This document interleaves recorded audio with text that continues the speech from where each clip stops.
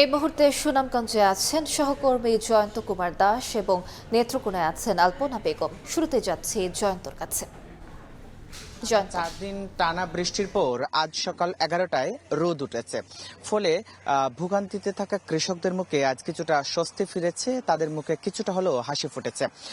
আজকে কিন্তু সারা দিনই আমরা দেখেছি কৃষকরাও কিন্তু যারা ধান কাটছে তারাও কিন্তু আজকে একটু বেশি পরিমাণে ধান কাটতে পারছে। এবং এই মুহূর্তে আমরা যেখানে রয়েছি এটাকে স্থানীয় ভাষায় খলা বলা হয়, এখানে যেখানে ধান শুকানো হয়। আজকে কিন্তু রোদ দেয়, কিন্তু এর আগে যে ধানগুলো কেটেছে, যে ধানগুলো মাড়াই করে রাখা হয়েছিল, এই ধানগুলো 3 থেকে 4 দিন ঘরের মধ্যে রাখা হয়েছিল, যার কারণে কিন্তু এই ধানের মধ্যে গেজ তৈরি হয়েছিল। আজকে রোদ পেয়ে সকলেই কিন্তু কৃষক কৃষানি সকলেই কিন্তু এই ধানগুলো শুকাচ্ছে। আমরা দেখেছি এখানে একেবারে শিশু থেকে শুরু করে নারী পুরুষ বৃদ্ধ সকলে মিলে আসলে তারা ধান শুকাচ্ছে, কারণ এই বিগত 5 মাস 6 মাসের কষ্টার্জিত ফল কিন্তু এই ধান। তাই ধানকে শুকাতে পেরে তারা আসলে আজকে অনেকটাই বলেছিল যে বিগত 4 দিন যারা যে দুশ্চিন্তায় ছিল, আজকে তারা অনেকটাই খুশি। এবং তারা বলছিলেন এই রোদটা যেন অব্যাহত থাকে, তাহলে তারা আরো যে ধানগুলো আছে সেগুলো তারা শুকাতে পারবে।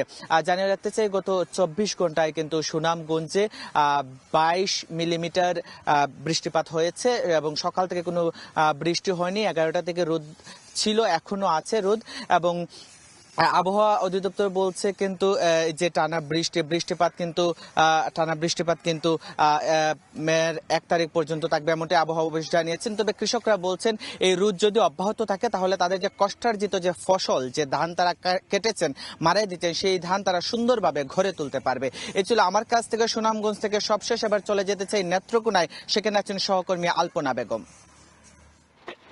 হ্যাঁ, নেত্রকোনা জেলার আসলে যে হাওর অঞ্চল রয়েছে, আটপাড়ার বাগাইরা এবং এই মদনের যে গণেশের হাওর এবং সর্বশেষ যে উচিতপুর হাওরে যে সকাল থেকে আমরা যেটি দেখলাম আজকে সারাদিন, যে কৃষকরা আসলে প্রাণান্তকর চেষ্টা করে তারা যে ডুবে যাওয়া যে ফসল সেগুলো তুলে আনছেন এবং নৌকায় করে এবং এই ত্রিপলে করে উঠিয়ে নিয়ে আসছেন। এবং এই যে একটা যে জায়গায় আমরা দাঁড়িয়ে আছি, এটি হচ্ছে এই ডুবন্ত সড়ক মদন খালিয়াজুরির। এই সড়কের উপরেই এই জায়গাতেই রাখা হচ্ছে, কারণ এই জায়গাটি একটু উঁচু জায়গা, সে কারণে যে যত এই হাওরের যত ধান আছে যারা যেগুলো কাটতে পারছেন সেগুলো কেটে এখানেই আনা হচ্ছে। এবং এখানে আনার পর কিছু কিছু ধান হচ্ছে মাড়াই করে ওই বস্তায় ভরে নিয়ে যাওয়া হচ্ছে। আরেকটা জিনিস আমরা দেখতে পেলাম যে দীর্ঘদিন যাবতে জলাবদ্ধতায় অনেক ধানে এই বীজ চলে আসছে, যে অনেক ধানের মধ্যে দেখা গেছে যে যেগুলো যে বীজ হয়ে যাচ্ছে, মানে অর্থাৎ নষ্ট হয়ে গিয়েছে।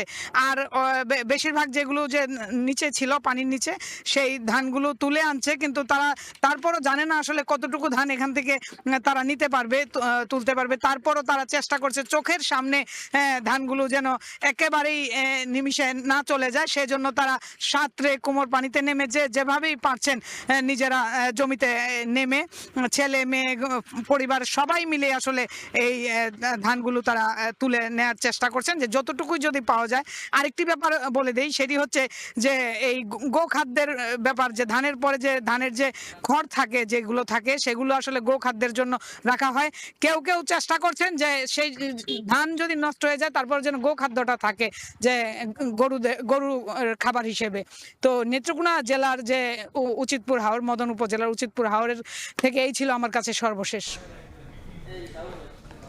সরাসরি যুক্ত ছিলাম সুনামগঞ্জ এবং নেত্রকোনায়।